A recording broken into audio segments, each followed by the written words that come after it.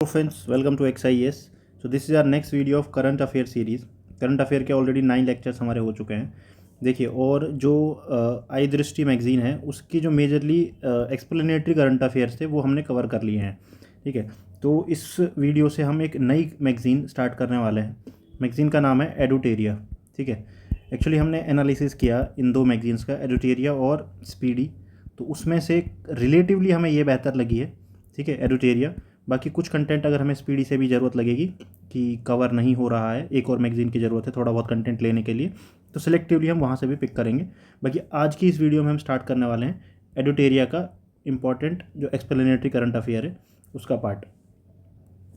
ये मैगज़ीन है, आप में से काफ़ी लोग ऑलरेडी इस मैगज़ीन के साथ फेमिलियर होंगे, काफ़ी पॉपुलर मैगज़ीन है ये।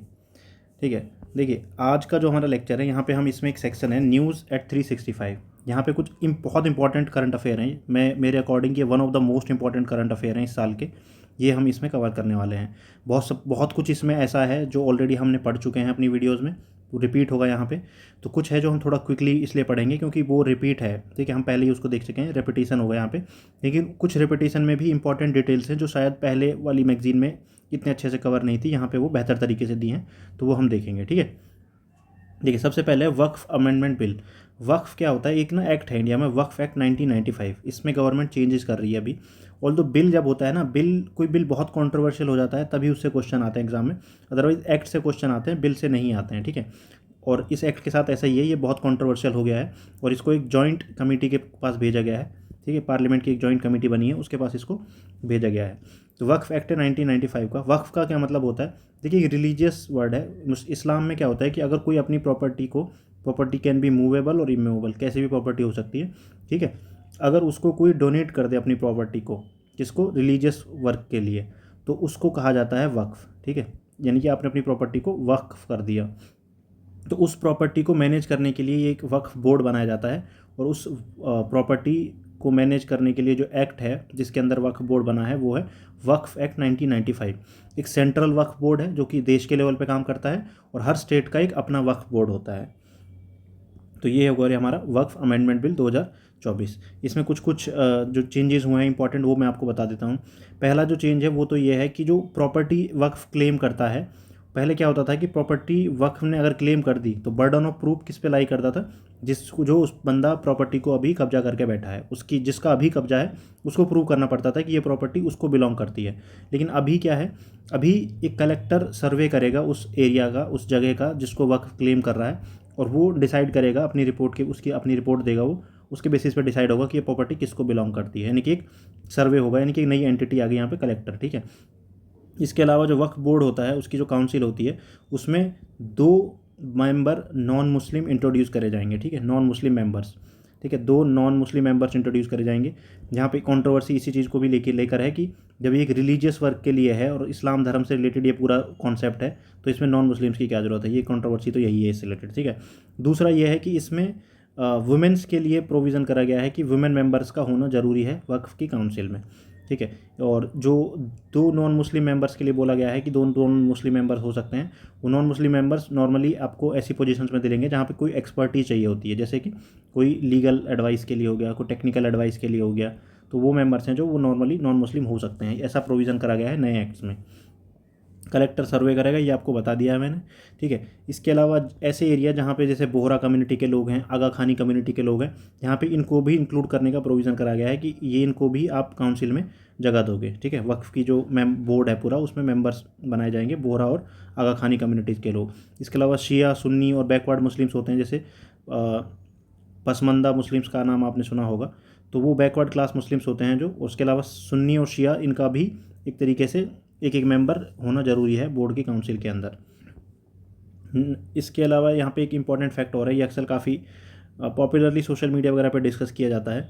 तो एक तो ये मिथ है कि बहुत से लोग बोलते हैं कि इंडिया में सबसे ज़्यादा प्रॉपर्टी वक्फ बोर्ड के पास है। ऐसा नहीं है। देखिए, सबसे ज़्यादा प्रॉपर्टी इंडिया में गवर्नमेंट ऑफ इंडिया के पास है। गवर्नमेंट ऑफ इंडिया के बहुत सारे ऑर्गेनाइजेशन है, जैसे इंडियन आर्मी हो गया, ठीक है, आर्म्ड फोर्सेज वगैरह, इंडियन रेलवेज़ हो गया, उनके पास इंडिया में सबसे ज़्यादा प्रॉपर्टी है। गवर्नमेंट ऑफ इंडिया के बाद दूसरे नंबर पर जो इंडिया में प्रॉपर्टी होल्डर है वो है कैथलिक चर्च।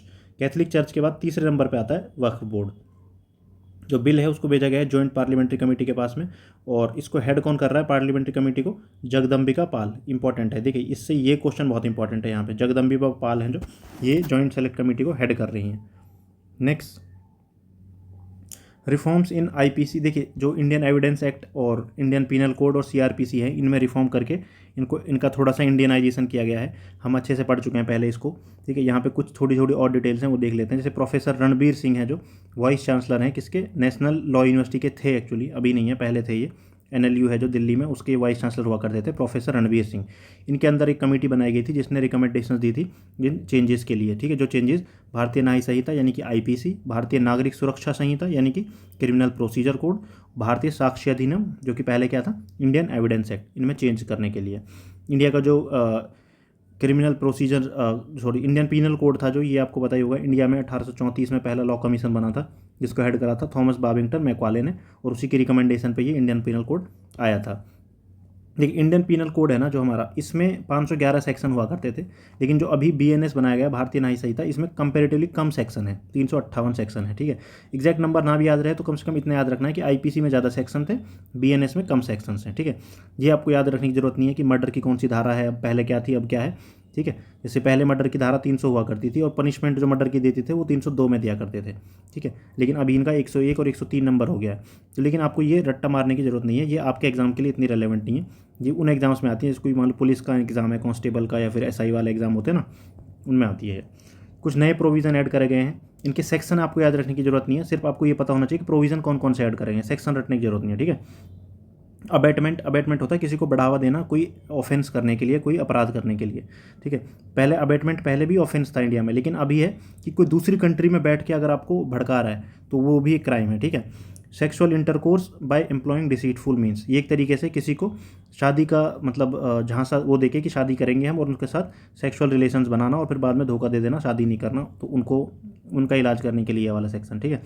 इसके अलावा जो बच्चे हैं उनको हायर करना कोई भी क्राइम करने के लिए, जैसे आजकल आपने सुना होगा एक लॉरेंस बिश्नोई गैंग है, ठीक है, आजकल इसका नाम काफ़ी रहता है न्यूज़ में। तो ये गैंग भी जैसे क्या करते हैं, ये बच्चों को हायर करते हैं और किसी पे भी गोली चलवा देंगे। फिर जब वो बच्चा पुलिस उसको पकड़ती है तो देखा जाता है कि तो माइनर है, और माइनर को इंडिया में सज़ा होती नहीं है ज़्यादा, नॉर्मली 3 साल के आसपास की सज़ा काट के वो उसमें जुवेनाइल होम में छूट जाते हैं। तो ये इसको मतलब एक क्राइम अलग से कैटेगरी बना दी गई है क्राइम की। इसमें ऑर्गेनाइज क्राइम और पेटी ऑर्गेनाइज क्राइम 2 कैटेगरीज बनाई गई हैं, ठीक है। ऑर्गेनाइज क्राइम का मतलब सिंपल ये होता है कि जहाँ पे लोग इस मतलब बहुत सारा एक ग्रोह होता है पूरा जो क्राइम कमिट करता है, और उसको ऑपरेट करने के लिए प्रॉपर एक हायरार्की बनी होती है कि उसमें कुछ सीनियर्स होंगे, जूनियर्स होंगे, इस तरीके से क्राइम को करा जाता है लार्ज स्केल पे। टेररिस्ट एक्ट, इसको एक सेपरेट सेक्शन बनाया गया है, पहले हमारे आईपीसी में नहीं था ये, ठीक है। इसके अलावा जो हमारे इंडिया में देशद्रोह का कानून होता था, उस देशद्रोह वाले सेक्शन को, सेडिशन सेक्शन को हटा दिया गया है, उसकी जगह पे ये एक्ट लेके आया गया है, act endangering sovereignty, unity and integrity of India. इसमें भी बहुत ज़्यादा क्रिटिसिज्म हो रहा है कि इसका मतलब क्या है, मतलब ये तो बहुत ब्रॉड लिख दिया आपने, ये तो इंटरप्रिटेशन में कुछ भी आ सकता है इसमें तो, ठीक है। इसके अलावा अटेम्प्ट टू कमिट सुसाइड, अगर कोई सुसाइड करने की कोशिश करता है, ठीक है, तो इसको भी एक ऑफेंस बना दिया गया है, ठीक है। स्नैचिंग, ये एक नया ऑफेंस ऐड करा गया है और ये पेपर में पूछा जा रहा है, ठीक है। हाल ही में मैंने किसी पेपर में देखा था इसको, स्नैचिंग है जो, इसको नया ऑफेंस की कैटेगरी में डाला गया है। नंबर याद रखने की जरूरत नहीं है, लेकिन ये प्रोविजंस आपको पता होने चाहिए, ठीक है। कुछ चीज़ें जिनको हटाया गया है, जैसे unnatural sexual offences act section था 377, इसको एक्चुअली नवतेज सिंह जौहर केस है एक इंडिया में 2018 में हुआ था, सुप्रीम कोर्ट ने इसको ना अनकॉन्स्टिट्यूशनल डिक्लेयर कर दिया था इस सेक्शन को। तो पहले ये इनऑपरेटिव था, तो अब इसको पूरी तरीके से हटा दिया गया, डिलीट कर दिया गया इस सेक्शन को। अडल्ट्री, इसको भी सुप्रीम कोर्ट ने जोसेफ सिन्हा केस में अनकॉन्स्टिट्यूशनल डिक्लेयर कर दिया था, हटा दिया था कि अडल्ट्री लीगल है, इलीगल नहीं है, ठीक है। तो जोसेफ सिन्हा केस की वजह से इसको डिलीट कर दिया गया। एक थग्स से रिलेटेड सेक्शन हुआ करता था, वो थग्स अब हट गया था। थग्स का एक हिस्टोरिकल इंपॉर्टेंस है, हमारे इंडियन हिस्ट्री में आपने पढ़ा होगा, बहराम नाम का एक थग हुआ करता था इंडिया में, बहुत फेमस, ठीक है। ठगी एक बिजनेस था इंडिया में प्रॉपर। नेक्स्ट, भारतीय नागरिक सुरक्षा संहिता यानी कि जिसको पहले CRPC बोलते थे, इसमें कुछ इंपॉर्टेंट चेंजेस जो हैं, जो नए इंपॉर्टेंट चेंजेस हैं उसमें सबसे इंपॉर्टेंट है, एक तो है इलेक्ट्रॉनिक, ठीक है। इलेक्ट्रॉनिक फॉर्म में जो प्रॉपर्टी वगैरह है ना, सॉरी ये CRPC की बात हो रही है यहाँ पे। देखिए CRPC में एक तो है कि जो identification and attachment of property, जिसमें आप सुना होगा ना कि जब्त कर लेती है सर पुलिस प्रॉपर्टी वगैरह को, सील कर देती है, सीज कर देती है, सीज करना बोलते हैं इसको आम बोलचाल की भाषा में, तो ये अटैचमेंट ऑफ प्रॉपर्टी वही होता है। इसके अलावा इलेक्ट्रॉनिक मीन्स के थ्रू सर्च और सीजर कर सकती है, ठीक है। इलेक्ट्रॉनिक मतलब वीडियो कॉल के थ्रू भी हो सकती है सारी चीज़ें, ठीक है, वीडियो ऑडियो कॉन्फ्रेंसिंग के थ्रू सर्च करना, रिकॉर्ड करना स्टेटमेंट, ये सब हो सकता है। ये अगेन वही रिपीट हो गया। इसके अलावा एविडेंस है जो पहले क्या होता था, पुलिस ऐसे आपने मूवीज़ वगैरह में देखा होगा कि पुलिस के सामने दी हुई गवाही काम नहीं आती, जज के सामने ही गवाही देनी पड़ेगी। तो कुछ केसेस में एक्सेप्शंस दे बनाए गए हैं जहाँ पे पब्लिक सर्वेंट, पुलिस, एक्सपर्ट, इनकी गवाही भी, इनके सामने दी हुई गवाही है, ये भी गवाह बन सकते हैं। ठीक है, नेक्स्ट एक एक्स पार्टे जो प्रोविज़न है ये ऐड करा गया। एक्स पार्टे का मतलब होता है कि ऐसी प्रोसीडिंग्स जो ऐसे होती हैं कि जैसे मान लो देखो किसी भी केस में दो पार्टी होती हैं, एक पहली पार्टी एक दूसरी पार्टी। तो जब प्रोसीडिंग्स होती हैं तो दोनों पार्टियों का मौजूद होनी चाहिए वहाँ पे प्रोसीडिंग के लिए। लेकिन कुछ प्रोविज़न ऐसे बनाए गए हैं जहाँ पे अगर मान लो एक ही पार्टी मौजूद है दूसरी नहीं है तो वो तभी भी प्रोसीडिंग हो जाएगी। और इस सिचुएशन को जहाँ पे एक पार्टी मौजूद है एक एब्सेंट है तो उसको कहा जाता है एक्स पार्टे। ठीक है, तो ये इंट्रोड्यूस करा गया है। ये विटनेस प्रोटेक्शन स्कीम लेके आई गई है, डेप्थ में जाने की जरूरत नहीं है आपको। मर्सी पटिशन से रिलेटेड एक प्रोविज़न है डेथ सेंटेंस के केसेस में। और इलेक्ट्रॉनिक मोड में तो प्रोसीडिंग्स हो ही सकती हैं पूरा मतलब सर्च और सीजर भी इलेक्ट्रॉनिकली हो सकता है और इलेक्ट्रॉनिकल मोड में प्रोसीडिंग्स भी हो सकती हैं। एक्चुअली इलेक्ट्रॉनिक मोड से रिलेटेड कई सारे प्रोविजंस ऐड करे गए हैं। और जैसे एविडेंस एक्ट जो आप देखेंगे उसमें भी एविडेंस एक्ट में भी एविडेंस इलेक्ट्रॉनिक फॉर्म में हो सकता है। यहाँ पे आप कुछ और सैलिएंट फीचर्स दिए हुए हैं। 0 FIR इंट्रोड्यूस करिए। 0 FIR का मतलब होता है कि आप किसी भी पुलिस स्टेशन में कंप्लेंट लिखा सकते हो। पहले क्या होता था कि बड़ी दिक्कत आती थी कंप्लेंट लिखाने में। जो पुलिस स्टेशन होता है वो बोलता है कि ये तो हमारे इलाके में है ही नहीं, आप दूसरे थाने में जाइए कंप्लेंट लिखाने। लेकिन अब ऐसा नहीं कह सकते। 0 FIR यानी कि FIR आपको फाइल करनी ही पड़ेगी चाहे क्राइम कहीं भी हुआ हो। ठीक है, और इसके अलावा इलेक्ट्रॉनिक मीन्स यानी कि ऑनलाइन भी FIR दर्ज कराने का प्रोविज़न आएगा। और एक प्रीलिमिनरी इंक्वायरी का ऑप्शन आया है। इसमें क्या है कि इसमें पुलिस है जो वो FIR लिखने के 14 दिन पहले तक, मतलब आप कंप्लेंट लेके जाओगे तो ऐसा हो सकता है कि वो आपको बोलेंगे कि ठीक है हम आपकी कंप्लेंट लिख रहे हैं लेकिन अभी FIR दर्ज नहीं कर रहे हैं। FIR दर्ज करने के लिए पहले हम एक इन्वेस्टिगेशन कर लेते हैं छोटी सी, अगर हमें लगेगा कि सही है तो हम आपकी FIR दर्ज कर लेंगे। तो ये जो प्रिलिमिनरी इंक्वायरी है इसको 14 दिन के अंदर अंदर कंप्लीट करना होता है पुलिस को। 14 दिन के बाद पुलिस को FIR लिखनी ही पड़ेगी। नेक्स्ट स्टेटमेंट रिकॉर्ड करना। ये देखिए जैसे कोई रेप का ही विक्टिम है, किसी का रेप हुआ है तो उसके घर पे जाके पुलिस रिकॉर्ड करेगी स्टेटमेंट, उसको बुलाएगी नहीं। ठीक है, रिकॉर्ड करने के लिए। और जो रिकॉर्ड होगा तो वैसी बात है ये इलेक्ट्रॉनिक मीडियम के थ्रू रिकॉर्ड होगा। मोबाइल फ़ोन का भी इस्तेमाल करा जा सकता है रिकॉर्ड करने के लिए।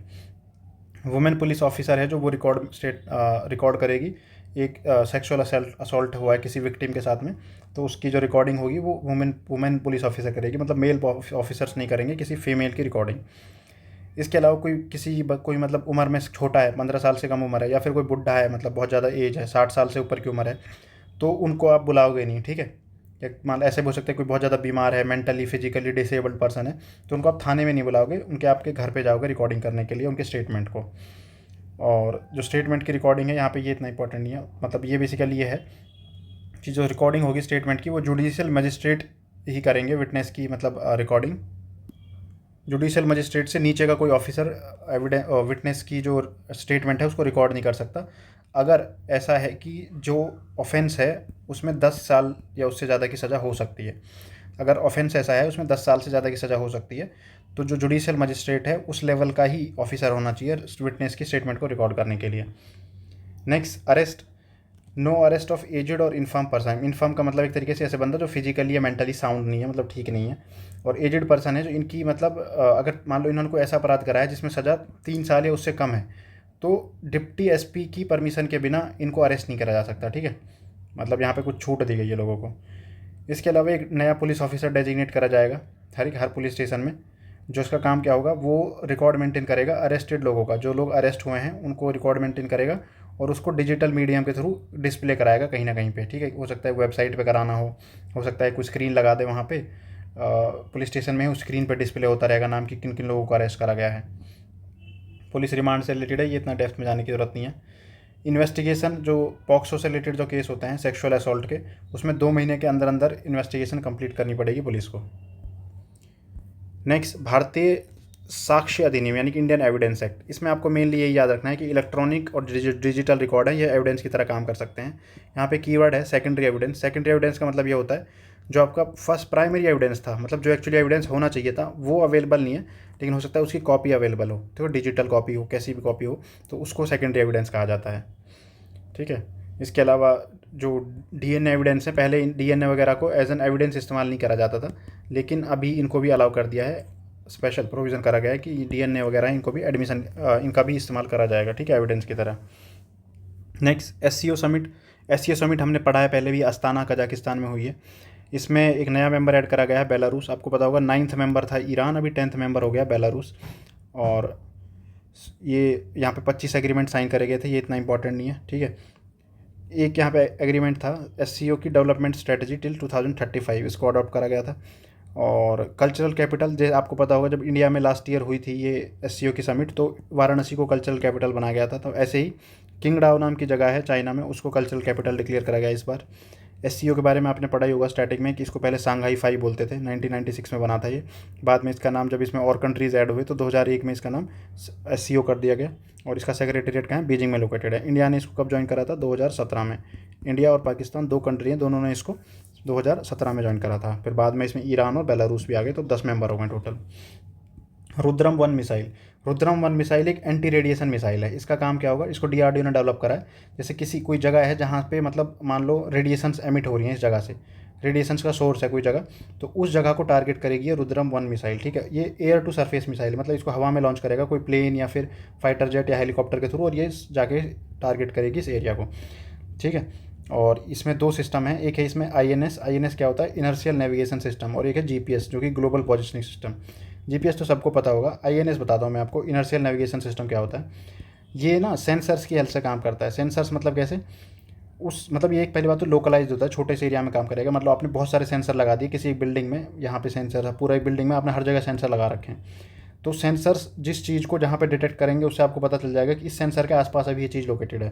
फिर मान लो इससे आपको पता चलेगा इस सेंसर से ये 3 मीटर डिस्टेंस पे है। फिर दूसरा सेंसर है वो बता रहा है कि मेरे से ये 4 मीटर डिस्टेंस पे है, और आपको इन दोनों सेंसर्स के बीच का डिस्टेंस भी पता है, तो आप अंदाज़ लगा लो कि एग्जैक्ट लोकेशन है कहाँ इस चीज़ की, ठीक है। तो इसको इनर्शियल नेविगेशन सिस्टम कहते हैं, और ये सेंसर्स की हेल्प से काम कर सकता है। यूनिफॉर्म सिविल कोड, ये आपने पॉलिटी में पढ़ी रखा होगा। इसमें बस याद रखना है कि हमारे जो प्राइम मिनिस्टर हैं उन्होंने एक बोला था अपनी इंडिपेंडेंस डे की स्पीच में कि हम इंडिया में एक सेक्युलर सिविल कोड लाना चाहते हैं। तो ये अगर आपसे पूछ लिया जाए कि सेक्युलर सिविल कोड कहा क्या है, तो ये यूनिफॉर्म सिविल कोड है, इसी को ही बोला है उन्होंने सेक्युलर सिविल कोड। आर्टिकल 44 जो DPSP है उसमें ये दिया गया है। इंडिया में एकमात्र गोवा स्टेट था जो आज़ादी से पहले जहाँ पे यूनिफॉर्म सिविल कोड फॉलो होता था, और बाद में आज़ादी के बाद भी ये फॉलो होता रहा, क्योंकि ये पोर्टुगीज़ के अंडर था काफ़ी टाइम तक। उसके बाद अभी देखा जाए तो उत्तराखंड एक स्टेट है जिसने यूनिफॉर्म सिविल कोड इंडिया में इंट्रोड्यूस करा है। इन्होंने एक कमेटी बनाई थी जस्टिस रंजना प्रकाश देसाई की अध्यक्षता में, और इन्होंने ड्राफ्ट किया था यूनिफॉर्म सिविल कोड उत्तराखंड के लिए। यूनिफॉर्म सिविल कोड से रिलेटेड कुछ इंपॉर्टेंट केस हैं, जैसे साहबानो केस है 1985 का, ये एलिमनी से रिलेटेड है। एलिमनी मतलब शादी के बाद जो मेंटेनेंस देनी होती है, ठीक है, वाइफ को, उससे रिलेटेड है। शादी के बाद नहीं, सॉरी, तलाक के बाद। शायरा बानो केस 2017 का है। इसके अलावा एक सरला मुदगल केस है। ये मतलब बहुत से लोग क्या करते हैं ना, क्योंकि इस्लाम में एक से ज़्यादा शादी करना अलाउड है, तो लोग अपना धर्म परिवर्तन करके मुस्लिम बन जाते हैं। क्यों? सिर्फ शादी करने के लिए, ताकि वो एक से ज़्यादा शादी कर सकें। तो उससे रिलेटेड है सरला मुदगल केस। इंडिया में पर्सनल लॉज आप देखोगे, हिंदू धर्म के अपने पर्सनल लॉज हैं, Hindu marriage act, Hindu succession act. Muslim का अपना पर्सनल लॉ है, personal law Shariat application act 1937। Parsis का अपना एक्ट है 1936 का। क्रिश्चियन का अपना पर्सनल लॉ है 1872 का। नेक्स्ट, 1 नेशन 1 इलेक्शन, ये हमने पिछली वीडियो में बहुत डिटेल में पढ़ा था, ठीक है। जब हमने 1 नेशन 1 इलेक्शन पढ़ा था, वहाँ पे मैंने आपको बताया था कि रामनाथ कोविंद जी की कमेटी एक आई है जिसने 2 फेजेज़ में रिकमेंड करा है कि 2 फेजेज़ में इलेक्शन कराए जाएँ। पहले फेजेज़ में लोकसभा और स्टेट लेजिस्लेटिव असेंबलीज़ के इलेक्शन होंगे, और दूसरे फेज़ में पहले फेज़ में ये होगा, दूसरे फेज़ में क्या होगा, विदिन 100 डेज़ जो लोकल इलेक्शन हैं पंचायत और अर्बन लोकल बॉडीज़ के, वो कंडक्ट कराए जाएंगे, ठीक है। और इसमें बताया गया है कि अगर मान लो कोई असेंबली है वो पहले डिज़ोल्व हो जाती है, तो बाद में जो उसके बाद जो इलेक्शन होकर असेंबली आएगी वो कब तक रहेगी? जब तक लोकसभा का टेन्योर है, मतलब उसका अपना टेन्योर नहीं होगा। जो असेंबलीज़ का टेन्योर है वो लोकसभा के टेन्योर के साथ पैरेलल चलेगा, ठीक है। जैसे ही लोकसभा डिज़ोल्व होगी सारी असेंबलीज़ भी डिज़ोल्व हो जाएंगी। फ्रेश इलेक्शन स्टेट असेंबलीज़ का, वो मतलब वही मैंने बता दिया आपको, लोकसभा के इलेक्शन के अकॉर्डिंग चलेगा। इसमें आर्टिकल कौन कौन से चेंज करे जाएंगे? तो आर्टिकल 83 जो कि ड्यूरेशन बताता है हमारे हाउस ऑफ पार्लियामेंट की। आर्टिकल 85 जिसमें प्रेसिडेंट के पास पावर होती है सेशन वगैरह कॉल करने की, तो यहाँ पे आर्टिकल 85 डिसोल्यूशन ऑफ लोकसभा के बारे में बात करता है by president. Article 172 duration of state assembly से रिलेटेड है, ये भी अमेंड करना पड़ेगा। उसके अलावा आर्टिकल 174 जो कि जैसे आर्टिकल 85 में लोकसभा डिसॉल्व हो सकती है, ऐसे आर्टिकल 174 में गवर्नर डिसॉल्व कर सकता है स्टेट लेजिस्लेटिव असेंबली को। आर्टिकल 356 ये हमारा कॉन्स्टिट्यूशनल इमरजेंसी से रिलेटेड है। बेसिकली ये सारे आर्टिकल ना चेंज करने पड़ेंगे, इतना इंपॉर्टेंट नहीं है, आपसे इतना डेप्थ में नहीं पूछा जाएगा। अगर पूछा भी जाएगा ना तो ऑप्शन में एक आर्टिकल आपको ऐसा ज़रूर मिलेगा जो बिल्कुल बेतुका होगा, ठीक है। तो आपको अंदाज़ा लग जाएगा कि ये किस चीज़ के बारे में बोल रहा है। इसके अलावा जो स्पेशल प्रोविज़न है हमारे पीपल्स रिप्रेजेंटेशन एक्ट में, देखिए इंडिया में दो रिप्रेजेंटेशन ऑफ पीपल एक्ट है, एक 1950 का है, एक 1951 का है। तो 1951 वाला है ना जो, ये इलेक्शन के कंडक्शन से रिलेटेड है, इलेक्शन कंडक्ट कैसे कराया जाएगा, ठीक है। तो इसमें भी चेंज करने पड़ेंगे। ये एक्चुअली जो रिप्रेजेंटेशन ऑफ पीपल एक्ट 1951 है ना, इसके बारे में आर्टिकल 327 में बोला गया है कि इस तरीके का एक लॉ बनाएगी पार्लियामेंट, और ये बाद में पार्लियामेंट ने लॉ बनाया था आर्टिकल 327 की गाइडलाइन के हिसाब से। इसमें जो मेंबर्स हैं, मैंने वहाँ भी आपको सारे मेंबर्स के नाम बताया था इंपॉर्टेंट, तो वो मेंबर यहाँ पे भी दे रखे हैं। एक हरीश साल्वे, ये एक लॉयर हैं, अमित शाह जी और गुलाम नबी आज़ाद, NK सिंह, ये 15th फाइनेंस कमीशन के हेड थे। उसके अलावा अधीर रंजन चौधरी, ये कांग्रेस के मेंबर थे, इन्होंने ज्वाइन नहीं किया था ऑल्दो, ठीक है। Next, public examination prevention of unfair means act, जो चीटिंग आपको पता ही है, जो नीट वगैरह एग्ज़ाम हुआ था उसमें बहुत ज़्यादा चीटिंग वगैरह के केसेस सामने आए थे। तो उससे डील करने के लिए गवर्नमेंट ये एक्ट लेके आई थी कि जितने भी गवर्नमेंट के रिक्रूटमेंट एग्ज़ाम होते हैं, गवर्नमेंट जो नौकरी देने के लिए एग्ज़ाम देती है, उनको रेगुलेट करेगा ये public examination prevention of unfair means act, ठीक है। इसमें प्रोविज़न करा गया है 5 साल तक की जेल या फिर 1 करोड़ तक का जुर्माना।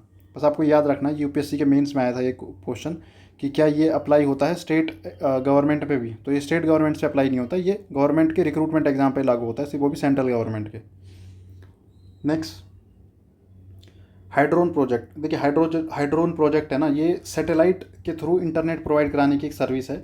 किसकी, मतलब ये लॉन्च करी है अभी उन्होंने, और यहाँ पे ये ऑप्टिकल मीडियम्स का यूज़ करेंगे, यानी कि एक तरीके से ये लेज़र बेस्ड सर्विस स्टार्ट करने वाले हैं, और इसको यूरोपियन स्पेस एजेंसी डेवलप कर रही है। जैसे आपने सुना होगा स्टारलिंक है जो, ये किसका है, ये स्पेस एक्स का है, यानी कि ये किसका है, इलोन मस्क की जो कंपनीज है उसका है ये। तो उसी लाइन पे कुछ ये हाइड्रोन प्रोजेक्ट लॉन्च करा है किसने, यूरोपियन स्पेस एजेंसी ने। बस इतना याद रखोगे बहुत है, बाकी इसका फुल फॉर्म देख लिए, high throughput optical network demonstration system इसका पूरा नाम है, और ये लेज़र बेस्ड होगा। बस इतना याद रखना है कि लेज़र बेस्ड होगा, और यूरोपियन स्पेस एजेंसी ने लॉन्च करा है। Next, world wild life crime report 2024, world life crime report, इसमें आपको दो चीज़ें याद रखनी है। एक तो यह है कि United Nations office on drugs and crime, इसने इसको लॉन्च करा है, ठीक है। इसके अलावा इसमें ना दो जानवर के बारे में, एक जानवर है और एक पेड़ है, इसके बारे में बात करी गई कि ये दुनिया के सबसे ज़्यादा अफेक्टेड एनिमल हैं वर्ल्ड वाइल्ड लाइफ क्राइम से।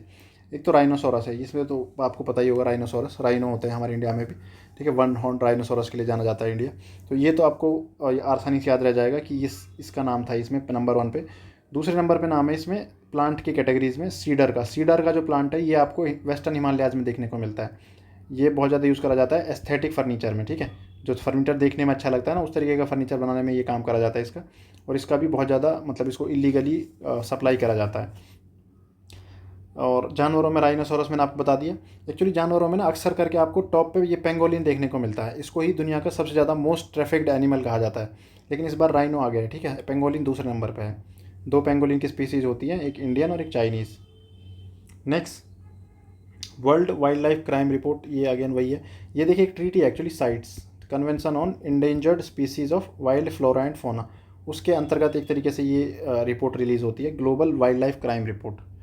नेक्स्ट, वर्ल्ड का डीपेस्ट ब्लू होल, ये मैंने आपको पहले ही बताया, ठीक है। तामजा होल नाम है इसका, तामजा ब्लू होल, मेक्सिको में मिला है ये। मेक्सिको की एक जगह है चीटुमल बे, उसमें मिला है ये, युकाटन पेनिनसुला के पास में।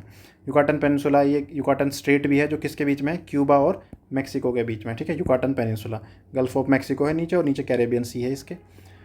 और तामजा ब्लू होल ये दुनिया का सबसे डीपेस्ट होल हो गया। इसके पहले जो डीपेस्ट होल था वो ड्रैगन होल था, जो कि साउथ चाइना सी में लोकेटेड है, चाइना में, ठीक है। तामजा का मतलब होता है डीप वाटर, मायन लैंग्वेज है। मायन लैंग्वेज यहाँ बोली जाती थी पहले मेक्सिको के आसपास, यहाँ पे एक मायन एम्पायर हुआ करता था। ब्लू, ये होल बनते कैसे हैं, ये एक्चुअली यहाँ पे कास्ट टोपोग्राफी होती है। जैसे टोपोग्राफी हमारे भेड़ाघाट मध्य प्रदेश के आसपास है ना, यानी कि यहाँ पे ऐसी रॉक्स होती हैं जैसे जो कि कैल्शियम कार्बोनेट से बनी होती हैं। ये पानी की वजह से ना धीरे धीरे डिजोल्व होकर गड्ढा बन जाता है इनमें, इसी को कास्ट टोपोग्राफी बोलते हैं, और इसी फिनोमिना की वजह से ये ब्लू होल बना हुआ है। वर्ल्ड प्रेस फ्रीडम इंडेक्स 2024, देखिए प्रेस फ्रीडम इंडेक्स में किसने पब्लिश करा और इंडिया की रैंक क्या है, ये याद रख लीजिए। रिपोर्टर विदाउट बॉर्डर्स इसको लॉन्च करता है। इंडिया की रैंक है इसमें 159, लास्ट ईयर 161 थी। ऑल्दो देख कैसे लगेगा कि इंडिया की रैंक इंप्रूव हो गई है, लेकिन स्कोर के हिसाब से देखें तो स्कोर इंडिया का और ख़राब हो गया है। या रैंक में इंप्रूवमेंट इसलिए देखने को मिला है क्योंकि बहुत सारी और भी कंट्रीज़ हैं जिन्होंने इंडिया से भी बेकार परफॉर्म करा है, इसलिए उनकी रैंक और ज़्यादा ख़राब हो गई, तो इसलिए इंडिया की रैंक थोड़ा ऊपर आ गई। लेकिन स्कोर इंडिया का गिरा ही है, ठीक है, बेकार ही हुआ है। अगर देखा जाए तो हमारी तो फ्रीडम है वो गिरी है, जब बढ़िया अच्छी नहीं हुई है, ऑल्दो रैंकिंग हमारी इंप्रूव हुई है, ठीक है। अब और नॉर्वे इसमें पहले पे है।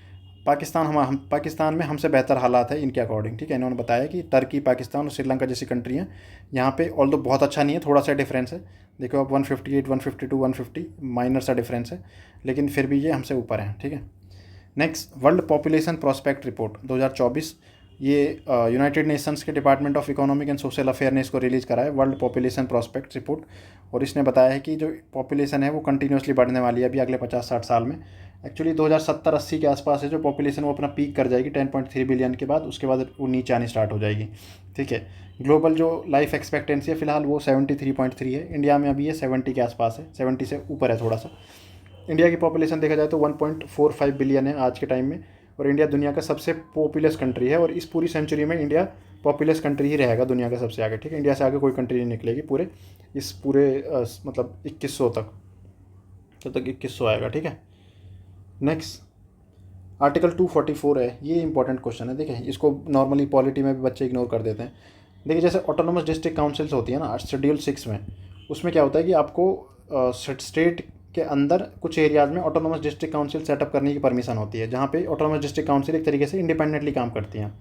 तो वैसे ही जो आर्टिकल 244A है वो आपको एक स्टेट है ना, जैसे आसाम का स्टेट है, एक्चुअली आसाम से रिलेटेड है, स्टेट ऑफ आसाम के अंदर एक इंडिपेंडेंट स्टेट इस्टेब्लिश करने का परमिशन देता है, एक छोटा स्टेट, ठीक है। स्टेट के अंदर एक ऑटोनोमस स्टेट बनाने का। एक्चुअली ऐसा करा गया था इंडिया में एक बार, जब आसाम के अंदर जो स्टेट ऑफ आसाम है इसके अंदर मेघालय के नाम का एक ऑटोनोमस स्टेट बनाया गया था, फिर बाद में उसको पूरा स्टेट बना दिया गया था, तो फिर इस आर्टिकल का कोई मतलब ही नहीं रह गया, ठीक है। लेकिन आसाम के जो दीफू एरिया है, लोकसभा कॉन्स्टिट्यूंसी आसाम की, वहाँ पे ऐसी डिमांड उठ रही है कि 244A के अंदर जो दीफू वाला एरिया है इसको एक ऑटोनोमस स्टेट बनाया जाए with in the state of Assam. मतलब वो ये नहीं बोल रहे कि हमें अलग होना है आसाम से, बस ये बोल रहे हैं कि हमें ज़्यादा पावर दी जाए, ऑटोनॉमी दी जाए, और हमें 244A के अंदर रिकॉग्नाइज करा जाए।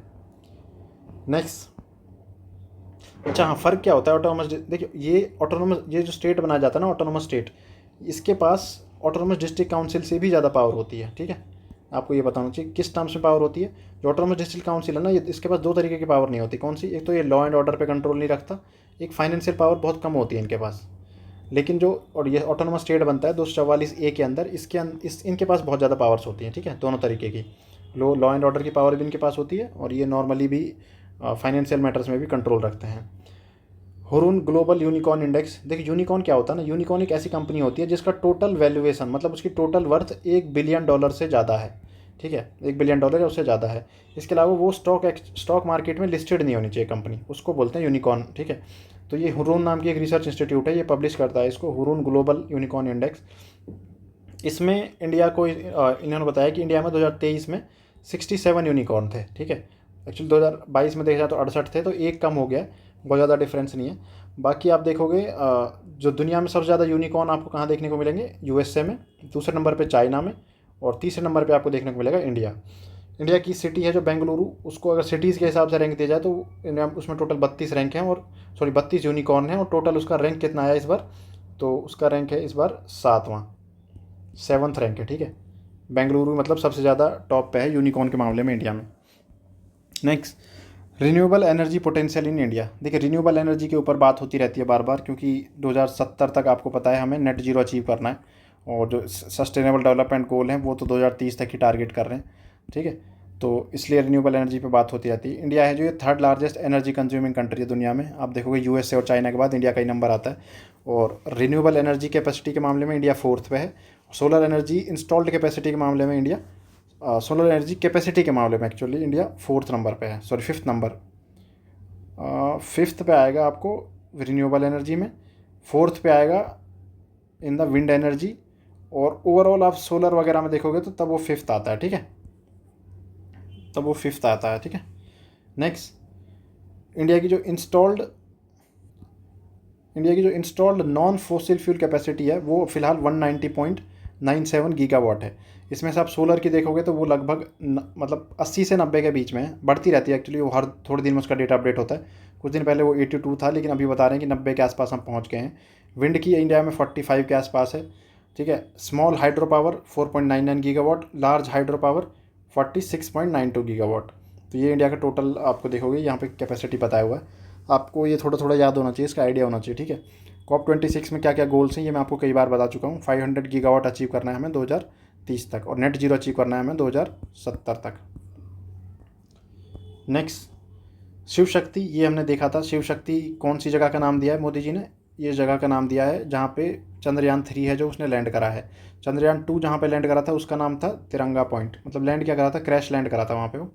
और जवाहर स्थल किसका नाम है? जवाहर स्थल उस पॉइंट का नाम है जहाँ पे, जवाहर स्थल पे क्या हुआ था, जवाहर स्थल पे जो चंद्रयान 1 था वो वहाँ पे पहुँचा था, ठीक है। जब चंद्रयान 1 वहाँ पे क्रैश लैंड करा था, चंद्रयान 1 कहाँ पे, जवाहर स्थल पे। और जवाहर स्थल नाम रखने का जो आइडिया था ये किसने दिया था? ये दिया था हमारे APJ अब्दुल कलाम जी ने, कि इसका नाम जवाहर स्थल रखा जाए। नेक्स्ट, गगनयान मिशन, ये आपको पता है हमारा इंडिया का पहला स्पेस मिशन है। इसमें 3 मिशन होंगे टोटल, जिनमें से 2 मैंड मिशन होंगे, सॉरी दो अनमैंड मिशन होंगे और 1 मैंड मिशन होगा। इसके लिए इंडिया में अभी चल रही हैं प्रैक्टिसेस वगैरह। तो टोटल इसमें 4 लोगों को नॉमिनेट करा है हमारे प्राइम मिनिस्टर ने अनाउंस करा था 4 लोगों का नाम, कि ये 4 एस्ट्रोनॉट होंगे जो गगनयान मिशन में स्पेस में जाएंगे। वैसे तो इनके नाम आप याद रखने चाहिए आपको, लेकिन ये ट्रिक से आप याद रख सकते हैं पास करके। P से प्रशांत, A से अजीत और अंगद, और S से शुभांशु। तो पास से आप इनके नाम याद रख सकते हो, प्रशांत, अजीत, अंगद और शुभांशु। ये 4 लोग हैं जिनको नॉमिनेट करा गया है, और ये सारे इंडियन एयरफोर्स के एम्प्लॉयज़ हैं, ठीक है। विंग कमांडर हैं और ग्रुप कैप्टन्स की रैंक पे काम करते हैं लोग, ठीक है। इसके अलावा देखिए गगनयान मिशन है जो, ये ऑब्वियसली बात है, जो स्पेस स्टेशन है वो कहाँ होता है, वो लोअर अर्थ ऑर्बिट में होता है। लोअर अर्थ ऑर्बिट हमारा आप देखोगे नॉर्मली, जैसे यहाँ पे इंटरनेशनल स्पेस स्टेशन है वो 450 किलोमीटर के आसपास की ऊंचाई पे है। और कौन सी हम अपना रॉकेट यूज़ करेंगे? LMV-3, जिसको बाहुबली बोलते हैं, इसको मॉडिफाई कर रहे हैं हम इसमें यूज़ करने के लिए। और क्रू मॉड्यूल वगैरह हैं जो उनको बनाने में चैलेंजेस फेस कर रहे हैं, तो उन सब चीज़ों को टेस्ट करने के लिए ही हम 2 अनमैंड मिशन भेजेंगे पहले, और तीसरी बार में फिर उसमें हम मैंड मिशन भेजेंगे जिसमें लोग बैठ के जाएंगे। नीतीश डिवाइस, इसको हमने पिछली वीडियो में डिटेल में पढ़ा था पहले भी। नीतीश डिवाइस ये एक वार्निंग डिवाइस है जो कि अलर्ट देगा आपको डिजास्टर्स वगैरह के बारे में, जैसे कहीं पे अगर फ्लड आने वाला है, लाइटनिंग होने वाली है। पेंडेंट टाइप है, इसको गले में पहनोगे आप, और बॉडी की हीट से ये चार्ज भी हो जाएगा, ठीक है। तो एक तरीके से वार्निंग डिवाइस है, ठीक है। और इसको कहाँ पे लॉन्च करा गया है? बिहार में, इसलिए इसका नाम नीतीश है, क्योंकि नीतीश आपको बताइए बिहार के CM है। एनुअल इनइक्वालिटी रिपोर्ट है, ये ऑक्सफॉर्म रिलीज़ करता है। इसने बोला है, इसने ये रिलीज़ करी थी कहाँ पे? वर्ल्ड इकोनॉमिक फोरम की मीटिंग होती है हर साल दावोस में, स्विट्ज़रलैंड में, वहाँ इसने ऑक्सफॉर्म ने इसको रिलीज़ करा था। और इसमें यही बताते हैं हर बार की इनइक्वालिटी बढ़ रही है पूरी दुनिया में। टोटल जो ग्लोबल नॉर्थ है उसके पास 69% ग्लोबल वेल्थ है, और जबकि ये सिर्फ 21% पॉपुलेशन को ही रिप्रेजेंट करता है। जो अमीर हैं वो अमीर होते जा रहे हैं, जो गरीब हैं वो गरीब होते जा रहे हैं। ज़्यादातर जो अमीर हैं उनकी जो मतलब जो दुनिया के 5 सबसे अमीर लोग हैं, पिछले 13 साल में उनकी जो दौलत है वो डबल हो गई है। तो ये बताना चाह रहे हैं कि जो पॉवर्टी है, जैसे आपको पता होगा जो सस्टेनेबल डेवलपमेंट गोल 1 है वो बोलता है नो पॉवर्टी, और उसको अचीव करना हमारा गोल है 2030 तक। जबकि ये बोल रहे हैं कि 2030 तो आप भूल जाओ, 229 साल लगेंगे इंडिया पूरी दुनिया से पॉवर्टी ख़त्म करने के लिए। Next, multi dimensional poverty in India discussion paper. इसको एक्चुअली इंडिया में मल्टी डायमेंशनल पॉवर्टी इंडेक्स के नाम से एक इंडेक्स आता है जिसको नीति आयोग रिलीज़ करता है, और इस पेपर को भी नीति आयोग ने रिलीज़ करा है। और नीति आयोग बहुत बात कर रहा है आजकल MPI के बारे में। इसके पीछे बात करने के पीछे रीज़न ये है कि इंडिया ने ना 29% से 11% पे लेके आ गया इंडिया मल्टी डायमेंशनल पॉवर्टी को। एब्सोल्यूट पॉवर्टी अलग चीज़ होती है, मल्टी डायमेंशनल पॉवर्टी अलग चीज़ होती है, ठीक है। बहुत से लोग इस पर डाउट भी कर रहे हैं इस डेटा पे कि मल्टी डायमेंशनल पॉवर्टी सही तरीका नहीं है। आप एब्सोल्यूट टर्म्स में जो पॉवर्टी है उसको देखो, इंडिया में कितनी पॉवर्टी है, ठीक है। तो 29% से 11% पे आ गया इंडिया का poverty rate according to NITI Aayog data. जो सबसे ज़्यादा रिडक्शन हुआ है इन एब्सोल्यूट टर्म्स देखा जाए तो उत्तर प्रदेश में सबसे ज़्यादा लोग हैं जो गरीबी रेखा से ऊपर आ गए हैं। उसके बाद में फिर अब बिहार और मध्य प्रदेश का नंबर आएगा। इंडिया, अच्छा एक चीज़ इंपॉर्टेंट है यहाँ पे, देखिए जो OPHI होता है ना, OPHI और UNDP निकालते हैं एक इंटरनेशनली, मतलब निकालते हैं वो पॉवर्टी का index multi dimensional poverty index.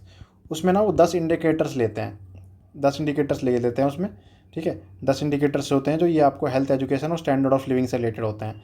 लेकिन इंडिया में जब ये इंडिकेटर आता है तो वहाँ पे हम 2 इंडिकेटर और ऐड कर देते हैं, इसलिए टोटल 12 इंडिकेटर हो जाते हैं। ये 2 इंडिकेटर कौन कौन से हैं? एक तो होता है आपका बैंक अकाउंट, ठीक है, एसेट की कैटेगरी में बैंक अकाउंट आता है, और हेल्थ की कैटेगरी में आपका आ जाता है मैटरनल हेल्थ, ठीक है। ये 2 इंपॉर्टेंट हैं, सबसे ज़्यादा यही पूछा जाता है क्वेश्चन में इसमें, कि 2 जो पैरामीटर हमारे इंडिया में एक्स्ट्रा हैं वो कौन कौन से हैं। एक तो बैंक अकाउंट है, एक मैटरनल हेल्थ है, ठीक है। फिर ये बताया हुआ है यहाँ पे national multi dimensional poverty index, जो मैंने अभी आपको ऊपर बताया, इसको कौन रिलीज़ करता है? नीति आयोग रिलीज़ करता है। इसमें 3 पैरामीटर होते हैं, health, education, standard of living. इसके अंदर फिर पैरामीटर होते हैं, ठीक है। तो टोटल 10 पैरामीटर होते हैं इसमें। ये 3 हेडिंग है, इन 3 हेडिंग के अंदर टोटल मिला के 10 पैरामीटर होते हैं। रूरल एरियाज़ में आप देखोगे तो डिक्लाइन आपको देखने को मिल रहा है पॉवर्टी में 32.2% से अब 19% पे आ गई है, और अर्बन एरियाज़ में 8.6% से 5.2% पे आ गई है। अर्बन रूरल इतना ज़्यादा जरूरी नहीं है, आपको याद रखना, टोटल याद रखना है कि 29% से 11% पे आ गई है, ठीक है। सबसे ज़्यादा रिडक्शन उत्तर प्रदेश में हुआ था, फिर बिहार, मध्य प्रदेश, उड़ीसा, राजस्थान। सबसे कम गरीब लोग कहाँ पे हैं? केरला में। और सबसे ज़्यादा गरीब लोगों का मतलब सबसे ज़्यादा रिडक्शन कहाँ पे हुआ है? उत्तर प्रदेश में। लेकिन सबसे कम गरीब लोग कहाँ हैं? केरला में, ठीक है। अगर आपसे पूछा जाए कि एब्सोल्यूट टर्म में सबसे तेज़ी से पॉवर्टी खत्म कहाँ हो रही है, तो वो बिहार में हो रही है, क्योंकि बिहार में पुअर है लोग ज़्यादा हैं, मतलब कंपेरेटिवली आप देखो बिहार में गरीबी बहुत ज़्यादा है।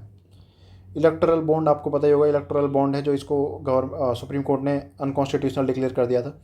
एक केस था एडीआर। एडीआर बेसिकली एक ऑर्गेनाइजेशन है जो डेमोक्रेटिक रिफॉर्म्स और डेमोक्रेटिक राइट्स के लिए फाइट करती है। Association for democratic reforms, I think इसका नाम है पूरा।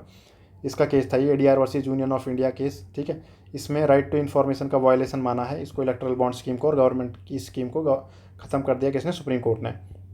इसको 2017-18 में सरकार लेके आई थी, बजट का पार्ट था ये उस टाइम पे। ये एक तरीके का ऐसा इंस्ट्रूमेंट होता है, प्रोमिसरी इंस्ट्रूमेंट टाइप का इंस्ट्रूमेंट होता है। प्रोमिसरी नोट तो नहीं बोलते, लेकिन उस तरीके का होता है, क्योंकि पता नहीं होता कि किसने खरीदा है।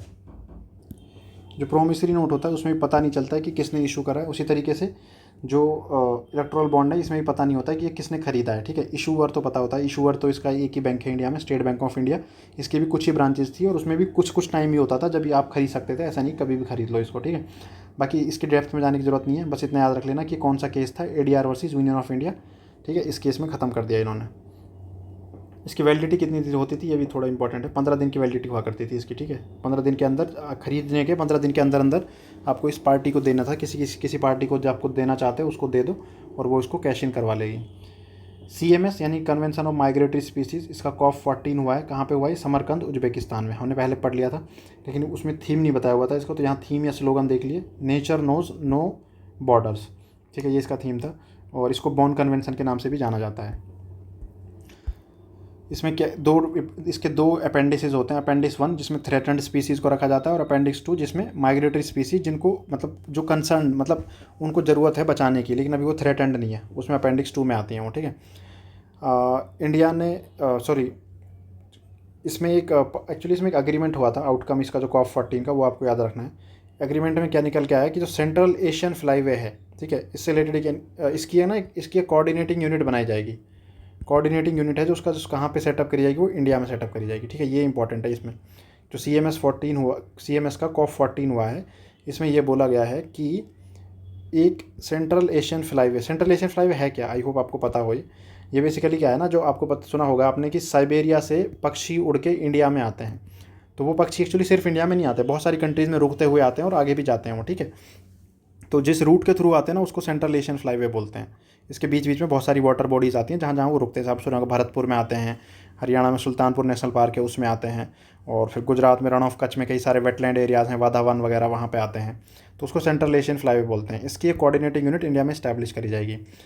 COP अभी 14 था, और COP 13 था ना एक्चुअली, जो इसका इंडिया में हुआ था 2020 में, ठीक है। ये भी याद रखना है, गांधीनगर गुजरात में हुआ था 2020 में। हर साल नहीं होता है इसका, ये मतलब पीरियड्स के बाद कुछ सालों बाद होता है।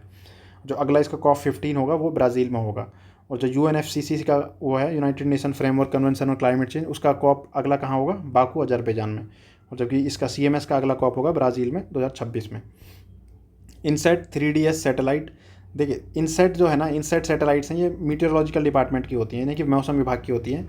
वेदर फॉरकास्टिंग और डिजास्टर वार्निंग इनका काम होता है, ठीक है। और ऑब्वियसली बात है, वेदर डिपार्टमेंट की है तो कौन सी मिनिस्ट्री के अंदर आएंगे? मिनिस्ट्री ऑफ अर्थ साइंसेज के अंदर। और इसरो ने इसको लॉन्च करा है, बस इतना याद रखना है। जीनोम इंडिया प्रोजेक्ट, देखिए जीनोम इंडिया प्रोजेक्ट, जीनोम का मतलब होता है किसी की बॉडी के पूरे जीन को मैप करना, जीन को स्टडी करना, पूरे जेनेटिक मैपिंग करना किसी बॉडी के, उसको जीनोम बोलते हैं, ठीक है। पूरी कंप्लीट बॉडी का जो जीन है हमारा, उसकी स्टडी को जीनोम कहा जाता है। तो डिपार्टमेंट ऑफ बायोटेक्नोलॉजी ने जीनोम इंडिया प्रोजेक्ट के अंदर 10,000 इंडियंस का कंप्लीट स्टडी कर लिया है जीनोम, ठीक है। ये इंटायर जेनेटिक मैकअप की स्टडी होती है किसी ऑर्गेनिज्म की, उसको जीनोम सीक्वेंसिंग या जीनोम कहा जाता है। ह्यूमन जीनोम से किस चीज़ के बने होते हैं? DNA के बने होते हैं। और 10,000 इंडियंस को इसमें सेलेक्ट करा गया था। 20 इंस्टीट्यूट है टोटल इसके अंदर जो काम कर रहे हैं, और इसका सेंट्रल कोऑर्डिनेटर है centre for brain research Bengaluru. 10,000 Indian वाली बात आपको याद रखनी है, ठीक है, इसमें इंपॉर्टेंट है ये। 2020 में अनाउंस किया था, अब ये खत्म हो गया। इसका जो डेटा है वो कहाँ स्टोर करा गया है, 8 पेटाबाइट डेटा है। ये इतना इंपॉर्टेंट नहीं है कितना डेटा है, बस ये इसको स्टोर करा गया है। रीजनल सेंटर है बायोटेक्नोलॉजी का, कहाँ पे, फरीदाबाद में। इंडियन बायोलॉजिकल डेटा सेंटर भी बोलते हैं इसको। एक्चुअली जो रीजनल सेंटर ऑफ बायोटेक्नोलॉजी है उसके अंदर है ये unit, Indian biological data centre Faridabad में, ठीक है। यहाँ पे कुछ बेसिक फैक्ट दे रखे हैं जो आपने साइंस में पढ़े होंगे। जो डीएनए सीक्वेंसिंग है ये फ्रीडरिक सिंगर है, इन्होंने डेवलप करी थी 1977 में। 1990 में पहला जीनोम प्रोजेक्ट लॉन्च करा गया था ग्लोबली, ठीक है। 2003 में कंप्लीट हुआ ये। और CSIR ने पहली बार जीनोम सीक्वेंसिंग करी थी सक्सेसफुली 2009 में। और इंडिया का जीनोम प्रोजेक्ट 2020 में। ग्लोबल जीनोम प्रोजेक्ट 1990 में, और वर्ल्ड का 2020 में। सॉरी, इंडिया का 2020 में, ग्लोबल 1990 में लॉन्च हुआ था। मॉडल कोड ऑफ कंडक्ट, देखिए मॉडल कोड ऑफ कंडक्ट एक तरह की गाइडलाइंस होती हैं, ये कोई लॉ नहीं है, गाइडलाइंस होती हैं। इंडिया के एक बहुत फेमस वो हुए थे इलेक्शन कमिश्नर, जिनका नाम था TN शेषन। तो TN शेषन है, इनके टाइम पे मॉडल कोड ऑफ कंडक्ट आया था। तो model code of conduct her election के टाइम पे लागू होता है, तो इसलिए न्यूज़ में आ जाता है। ये बेसिकली ये बताता है कि कैंडिडेट्स और पॉलिटिकल पार्टियाँ वो कैसे बिहेव करेंगी, क्या काम करने हैं क्या नहीं करने हैं, ठीक है। MCC को ऑल्दो ये लॉ नहीं है, लेकिन इसको जुडिशियल रिकॉग्निशन मिली हुई है Harbans Singh Jalal versus Union of India case 2001 के अंतर्गत, ठीक है। ये क्या कर सकता है, ये बेसिकली लोकसभा लगता कब है, ये लोकसभा इलेक्शन, लेजिस्लेटिव असेंबली के इलेक्शन, बाई इलेक्शन, इनके टाइम पे लगता है। और ओपिनियन पोल हो गए, एग्जिट पोल हो गए, इनके ऊपर बैन लगा सकता है ये। गवर्नमेंट की एडवर्टाइजमेंट को रेगुलेट कर सकता है, ठीक है। लेकिन ये कोई लॉ नहीं है, याद रखना है, इसके रिगार्डिंग इंडिया में कोई लॉ नहीं है, ठीक है। लेकिन 2013 में स्टैंडिंग कमेटी ने बोला था कि जो MCC है इसके लिए हमें लॉ बना देना चाहिए इंडिया में, ताकि क्लियरली लोगों के अंदर डर रहे इसको लेके। इंडिया एम्प्लॉयमेंट रिपोर्ट 2024, इससे आपको याद रखना है कि किसने रिलीज़ करी है, इंटरनेशनल लेबर ऑर्गेनाइजेशन और इंस्टीट्यूट ऑफ ह्यूमन डेवलपमेंट, इसने रिलीज़ करी है इंडिया एम्प्लॉयमेंट रिपोर्ट। इसमें इंपॉर्टेंट फैक्ट है कि इंडिया की 90% जो पॉपुलेशन है वो इनफॉर्मली एम्प्लॉयड है, फॉर्मल ऑर्गेनाइजेशंस में काम नहीं करती। इनफॉर्मल सेक्टर में है 82%, लेकिन ओवरऑल इनफॉर्मल और इनफॉर्मल एम्प्लॉयमेंट इंडिया में देखें तो 90% है। इसका मतलब सिर्फ 10% लोग ही इंडिया में ऐसे हैं जो अच्छी ऐसी कंपनीज़ में काम करते हैं जहाँ पे आपको पेंशन वेंशन सब, मतलब जहाँ पे आपका PF वगैरह कटता है, या फिर जहाँ पे रूल रेगुलेशन के साथ काम होता है। बिहार, उत्तर प्रदेश और उड़ीसा जैसे स्टेट्स हैं, यहाँ पे पुअरर एम्प्लॉयमेंट आउटकम है, यहाँ पे एम्प्लॉयमेंट की अपॉर्चुनिटीज़ बहुत कम है, ठीक है। माइग्रेशन रेट है जो कि लोग शहरों की तरफ जाते हैं, माइग्रेट करते हैं, ये 40% के आसपास होगा 2030 में। ये सब इतना ज़्यादा इंपॉर्टेंट नहीं है, बाकी आपको ये जो फैक्चुअल चीज़ें हैं ये पता होनी चाहिए इसमें। माइग्रेशन रेट 40% तक हो जाएगा 2030 में, ठीक है। और इंडिया में यूथ की हालत बहुत ख़राब है, यूथ है जो वो एम्प्लॉयबल नहीं है बहुत, और फीमेल्स में और ज़्यादा हालत ख़राब है। इंडिया का सिर्फ 4% यूथ ऐसा है जो उसके पास वोकेशनल ट्रेनिंग होती है, फॉर्मल वोकेशनल ट्रेनिंग जिसको मिली होती है। तो एक तरीके से हमारा डेमोग्राफिक डिविडेंड वेस्ट हो रहा है। कच्छातीवू आइलैंड डिस्प्यूट, देखिए ये हमारा श्रीलंका के साथ डिस्प्यूट है। एक्चुअली एक कच्छातीवू नाम की जगह है, एक वाजे बैंक है, WADGE वाजे बैंक, ठीक है। कच्छातीवू आइलैंड और वाजे बैंक है, जब इसको आप देखोगे, वैसे हमने पिछली वीडियोज़ में अपने बहुत डिटेल में इसको देखा है। 1974 में एक एग्रीमेंट हुआ था इंडिया और श्रीलंका के बीच में, इंदिरा गांधी गवर्नमेंट थी उस टाइम पे। उसमें ये डिसाइड हुआ था कि कच्छातीवू है जो ये चला जाएगा किसके पास, अनहेबिटेड आइलैंड है, इसके ऊपर एक चर्च है बस, बाकी लोग नहीं रहते यहाँ पे, ठीक है। ये चला जाएगा श्रीलंका के पास में, और जो वाजे बैंक है वो इंडिया के पास आ जाएगा, ठीक है। वाजे बैंक की एक समुद्र के अंदर एरिया है, वो फिशिंग के लिए बहुत अच्छा माना जाता है ये, ठीक है। और तो उससे रिलेटेड ये कंट्रोवर्सी हो गई थी थोड़ा टाइम पहले, क्योंकि प्राइम मिनिस्टर ने इसका नाम ले लिया था अपनी स्पीच में। कच्छातीवू से वैसे आपको एक डिटेल याद रखनी है कि ये, अगर आप डिस्टेंस देखो ना कच्छातीवू की इंडिया की लैंड से और श्रीलंका की लैंड से, तो इंडिया के ज़्यादा पास में है ये, ठीक है। श्रीलंका से काफ़ी दूर पड़ता है ये। Next, India AI mission. India AI mission नाम से पता चल रहा है क्या काम है इसका। AI को हम प्रमोट करना चाहते हैं, रिसर्च एंड डेवलपमेंट बढ़ाना चाहते हैं, AI की एप्लीकेशन अलग अलग फील्ड में कैसे हो सकती है वो करना चाहते हैं। AI से रिलेटेड कंपनी स्टार्टअप को फंड करेंगे, फ्यूचरिस्टिक AI प्रोजेक्ट लॉन्च करेंगे, सुपर कंप्यूटिंग कैपेसिटी बनाएंगे, AI मार्केट प्लेस डेवलप करेंगे। सारे इसमें फ्यूचरिस्टिक मतलब बड़ी बड़ी बातें बोली हुई हैं हम क्या करने वाले हैं, ठीक है। बस यहाँ पे मेरे को एक इंपॉर्टेंट चीज़ लगी थी, लार्ज मल्टी मॉडल मॉडल्स, लिखने में ऐसा लगता है गलत लिखा हुआ है क्या, लार्ज मल्टी मॉडल मॉडल्स, लेकिन ये सही टर्म है, टेक्निकल टर्म है, न्यूज़ में आती है ये। इसका मतलब क्या होता है, एक्चुअली आपने दूसरी टर्म सुनी होगी, लार्ज लैंग्वेज मॉडल। ये जैसे ChatGPT है, ये लार्ज लैंग्वेज मॉडल के बेस पे काम करता है। मतलब वो आपको क्या टेक्स्ट एनालाइज करके बता देता है चीज़ें, मतलब आंसर दे देता है आपके क्वेश्चन के, तो वो लार्ज लैंग्वेज मॉडल पे काम करते हैं। ऐसे कोई ऐसा मॉडल है, मान लो वो पिक्चर्स को देख के बता देता है आपको, पिक्चर्स में से डेटा बता देगा, या फिर आप कुछ लिख के दो उसको और वो उसके बेसिस पे एक पिक्चर जनरेट करके दे देगा। ऐसे कुछ मॉडल होंगे जो वीडियो जनरेट कर सकते हैं। तो उन सारे मॉडल को मिक्स करके अगर एक मॉडल बना दो आप, तो वो होगा लार्ज मल्टी मॉडल मॉडल्स, यानी कि इस एक मॉडल के अंदर ये सारे मॉडल होते हैं, ठीक है, इसलिए इसको लार्ज मल्टी मॉडल मॉडल्स बोलते हैं, LMM। Next SDG India index 2023-24, इसका जो रिपोर्ट है वो नीति आयोग ने इसको रिपोर्ट को लॉन्च करा है, और किसकी हेल्प से बनाई है, United Nation Development Programme. Total 16, जो आपको पता होगा SDG टोटल कितना है, SDG टोटल 17 है, लेकिन जो 17 वाला SDG नंबर 17 है ना, वो एक्चुअली कोऑपरेशन की बात करता है बिटवीन डिफरेंट कंट्रीज़, और जबकि इंडिया का जो SDG इंडेक्स है तो ऑब्वियसली बात है सिर्फ इंडिया के बारे में बात करेगा, तो इसमें सिर्फ 16 गोल की बात करी जाती है, 17 गोल है, जो 17वां गोल है उसकी बात नहीं करी जाती है, ठीक है। ओवरऑल जो स्कोर है इंडिया का 2023-24 में वो 71 है, इंप्रूवमेंट हो रही है, पहले 66 था, अब 71 हो गया है। इंडिया में उत्तराखंड और केरला हैं जो ये टॉप करते हैं, ठीक है, टॉप पे हैं फिलहाल, दोनों का स्कोर 79 है। बिहार सबसे नीचे है, बॉटम पे, ठीक है। नेक्स्ट बिम्स्टेक ऑर्गेनाइजेशन है, ये बैंकॉक डिक्लेरेशन से बना था 1997 में, और इसका चार्टर अभी फोर्स में आ गया। चार्टर से मतलब है कि उसमें डिटेल में एक तरीके से इसको स्टैट्यूटरी बैकिंग मिल गई है, एक डिटेल में इंस्ट्रक्शंस उसमें लिखी हुई हैं कि क्या क्या कैसे कैसे बिम्स्टेक काम करेगा, नए मेंबर्स को एक्सेप्ट कर सकता है, ऑब्जर्वर स्टेटस दे सकता है, ठीक है, वो सब चीज़ें इसमें बताई गई हैं।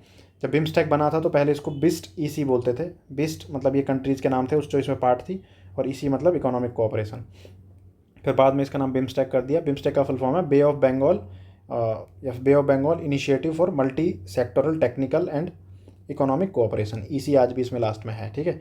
1997 में बना था बैंकॉक डिक्लेरेशन से। इसका सेक्रेटेरिएट ढाका बांग्लादेश में है। इसराइल हमास के बीच में वॉर चल रहा है, पहले हम देख चुके हैं। इसमें कुछ इंपॉर्टेंट फैक्चुअल चीज़ें हैं जो रिवाइज कर लेते हैं। देखिए, हमास ने जब अटैक करा था 7 अक्टूबर, तो उसका नाम था ऑपरेशन अलक्सा या फिर तूफान अलक्सा या फिर अलक्सा फ्लड, ठीक है। इसराइल ने जब अटैक करा तो उसका नाम रखा गया ऑपरेशन आयरन स्वॉर्ड। इंडिया ने जब ऑपरेशन चलाया अपने लोगों को वहाँ से निकालने के लिए, उसका नाम रखा गया ऑपरेशन अजय, ठीक है। एक ये जगह न्यूज़ में थी रफ़ा क्रॉसिंग। ये एक तरीके से बॉर्डर है बिटवीन गाज़ा और किसके बीच में, इजिप्ट के बीच में, ठीक है। सिनाई पेनिनसुला है जो इजिप्ट का यहाँ पे पड़ता है, उसके बीच में क्रॉसिंग है, एक तरीके बॉर्डर है रफ़ा क्रॉसिंग, ठीक है। अल-अक्सा मॉस्क है, ये जेरूसलम में लोकेटेड है, और ये 3rd होलीएस्ट प्लेस है इस्लाम के अकॉर्डिंग। मक्का और मदीना के बाद तीसरा सबसे इंपॉर्टेंट प्लेस माना जाता है ये। यहाँ पे कुछ हिस्ट्री दी हुई है इसराइल और जो पैलेस्टाइन है उसके कॉन्फ्लिक्ट से रिलेटेड।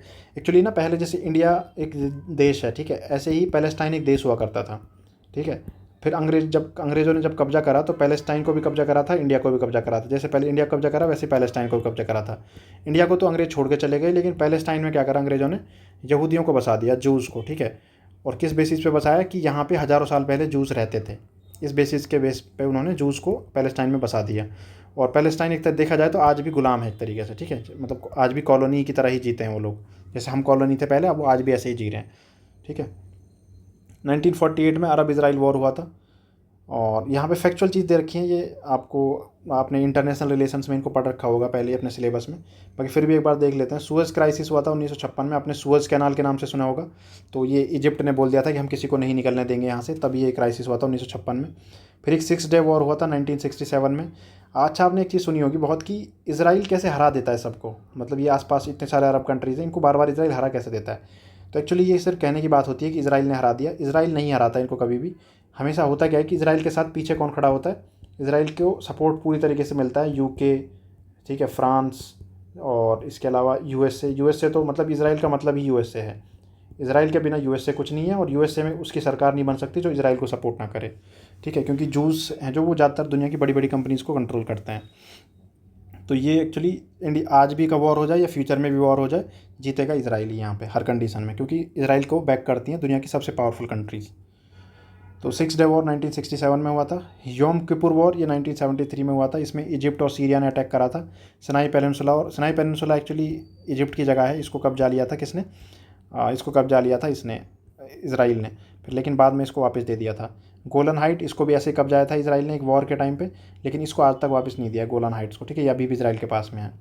कैंप डेविड अकॉर्ड ये 1978 में हुआ था। ये इसराइल और इजिप्ट के बीच में ट्रीटी साइन हुई थी, और इसराइल ने सिनाई पेनिनसुला वापस दे दिया था इजिप्ट को। ओस्लो अकॉर्ड, ओस्लो आपको पता है नॉर्वे का कैपिटल है।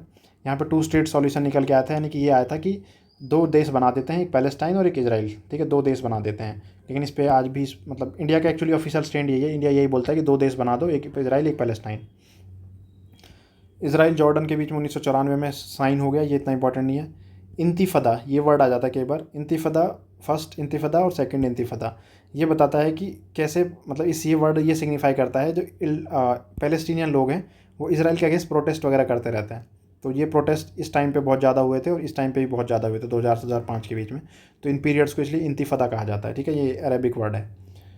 2017 में यूएसए ने रिकॉग्नाइज़ कर लिया था जेरूसलम को as the capital of Israel. Although आपको पता होगा इसराइल का ऑफिशियल कैपिटल जो ज़्यादातर कंट्रीज रिकॉग्नाइज़ करते हैं वो तेल अवीव है, ठीक है, लेकिन जेरूसलम को रिकॉग्नाइज़ कर लिया था यूएसए ने 2017 में। अब्राहम अकॉर्ड 2020 में साइन हुआ था, किस किस के बीच में, इसराइल, यूएई और बहरीन। नेक्स्ट राम मंदिर से रिलेटेड, देखिए राम मंदिर वाला टॉपिक हम थोड़ा क्विकली देखेंगे क्योंकि पिछली वीडियो में बहुत डिटेल में आपको ये करवा दिया था, ठीक है, इसके बारे में। तो बाबरी मस्जिद वाला जो यहाँ पे कॉन्टेक्स्ट बता रखा है कि पहले बाबरी मस्जिद थी, फिर बाबरी मस्जिद को 92 में गिरा के, मतलब वहाँ पे जो उसका स्ट्रक्चर था उसको तोड़ दिया गया, और फिर बाद में इलाहाबाद हाई कोर्ट ने फैसला सुनाया कि दोनों जगह, इस जगह को दो हिंदू और मुस्लिम दोनों के बीच में मतलब बांट दिया। फिर बाद में सुप्रीम कोर्ट का फैसला आया और उसमें जो बाबरी मॉस्क वाली यानी कि राम जहाँ पे मंदिर अभी बना है राम मंदिर, उस जगह को हिंदुओं को दे दिया गया और जो दूसरी मुसलमानों को दूसरी जगह पे लैंड दे दी गई अयोध्या में मस्जिद बनाने के लिए, ठीक है, ये इसका कॉन्टेक्स्ट है। एक ट्रस्ट बनाया गया था, उस ट्रस्ट का चेयरमैन था महंत नृत्या गोपाल दास और सेक्रेटरी थे चंपत राय। अभी जो यहाँ पे राम मंदिर बना है इसको नागर स्टाइल में बनाया गया है, इसके आर्किटेक्ट हैं बी सोमपुरा और इनके दो बेटे हैं निखिल सोमपुरा और आशीष सोमपुरा। सोमपुरा नाम याद रखना है आपको, ठीक है, ये पूछा जा रहा है पेपरों में। L&T कंपनी ने इसको बनाया है। इसमें टोटल 5 मंडप हैं, ठीक है, मंदिर में नृत्य मंडप, रंग मंडप, सभा मंडप, प्रार्थना मंडप और कीर्तन मंडप। टोटल 3 मंजिल की इमारत है जो बनाई गई है इसमें मंदिर के अंदर, ठीक है। मंदिर में आयरन और स्टील का इस्तेमाल नहीं करा गया है। मूर्ति जो बनाई गई है भगवान राम की यहाँ पे वो 5 साल के बच्चे के रूप में दिखाया गया है, बालक राम उनका नाम रखा गया है, यानी कि 5 साल की उम्र में कैसे दिखते रहे होंगे उससे वैसी मूर्ति बनाई गई है। और मूर्ति जो फाइनली एक्सेप्ट करी गई थी वो किसने बनाई थी, अरुण योगी राज, इन्होंने ये मूर्ति बनाई थी। नेक्स्ट है हमारा कर्पूरी ठाकुर। देख कर्पूरी ठाकुर ये कांग्रेस सोशलिस्ट पार्टी थी उसके साथ में एसोसिएटेड थे। आपने JP नारायण का नाम सुना होगा, जयप्रकाश नारायण, उनके साथ ही थे ये। बिहार के CM बने थे ये, जाने जाते, जैसे बिहार में आपने सुना होगा आज भी अल्कोहल है जो दारू है वो बैन है बिहार में, तो वो इन्होंने बैन करी थी। इनको भारत रत्न दिया गया है हाल ही में, ठीक है, कर्पूरी ठाकुर जी को। इनको जननायक के नाम से भी जाना जाता है। चीफ मिनिस्टर रह चुके थे बिहार के 2 बार, ठीक है। और कर्पूरी ठाकुर फार्मूला ये भी कई बार पेपर में आ जाता है। कर्पूरी ठाकुर फार्मूला किस चीज़ से रिलेटेड है, रिजर्वेशन से रिलेटेड है, सिर्फ इतना याद करना है, ठीक है। भारत रत्न दिया है। भारत रत्न इंडिया का हाईएस्ट सिविलियन अवार्ड है, 1954 में स्टार्ट हुआ था। नॉर्मली एक साल में 3 लोगों को दिया जाता है, लेकिन ऐसा इस बार तो 5 लोगों को दिया हुआ है। एक बार और पहले भी हुआ था जब ये 3 से ज़्यादा लोगों को दिया हुआ गया था। तो ऐसा नहीं है कि नहीं दिया जा सकता, लेकिन नॉर्मली 3 लोगों को दिया जाता है, ठीक है। इसके पीछे जो इसका क्राइटेरिया है देने का वो क्या है, exceptional service for performance of the highest order in any field of human Endeavour, ये इसका क्राइटेरिया, बाकी इतना इंपॉर्टेंट नहीं है। सबसे पहले ये 3 लोगों को दिया गया था, सी राजगोपालचारी, सर्वपल्ली राधाकृष्णन और CV रमन 1954 में। लाल कृष्ण आडवाणी जी हैं, ये BJP के संस्थापक मेंबर हैं हमारे इंडिया के। ये मतलब बहुत सारी मिनिस्ट्रीज़ भी इन्होंने होल्ड करी हैं। बाकी ये 2009 में BJP के प्राइम मिनिस्टर के कैंडिडेट भी थे और उसके पहले ये डेप्यूटी प्राइम मिनिस्टर भी थे इंडिया के, ठीक है। इन्होंने एक बुक लिखी है द पीपल बीट्रेड 1979, ये इन्होंने इमरजेंसी के ऊपर किताब लिखी है। इनकी ऑटोबायोग्राफी है जो उसको कहा जाता है माई कंट्री माई लाइफ। और 1992 में जो बाबरी मस्जिद को गिराया गया था उसमें जो यात्रा लीड करी थी वो इन्होंने करी थी, लाल कृष्ण आडवाणी जी ने, ठीक है। जनसंघ के ये नेता थे। बाकी जनसंघ वही पार्टी है जो बाद में BJP में कन्वर्ट हो गई और BJP के संस्थापक मेंबर थे ये लाल कृष्ण आडवाणी जी, ठीक है। 1977 में जब जनता पार्टी की सरकार आई थी उसमें भी ये मंत्री बने थे। बाद में ये डेप्यूटी प्राइम मिनिस्टर बने इंडिया के साथ में, और 2009 में BJP के ये PM के कैंडिडेट थे।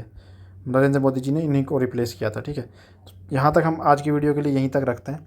चौधरी चरण सिंह के बारे में हम नेक्स्ट वीडियो से कवर करेंगे और अभी इसमें काफ़ी कंटेंट बचा है हमारा, ठीक है। इस वीडियो में सोचा था ज़्यादा कवर करूँगा, लेकिन कुछ चीज़ों को एक्सप्लेन करने में टाइम लग जाता है, इसलिए नंबर ऑफ़ पेजेस थोड़ा कम कवर हो पाते हैं। लेकिन इस एक्सप्लेनेशन से आपको ही फ़ायदा होगा, आपकी जो नॉलेज है वो अच्छी हो जाएगी और चीज़ों को कैसे पढ़ना है, कितना पढ़ना है और क्या पढ़ना है वो आपको समझ में आएगा। I hope you like this video. Thank you so much.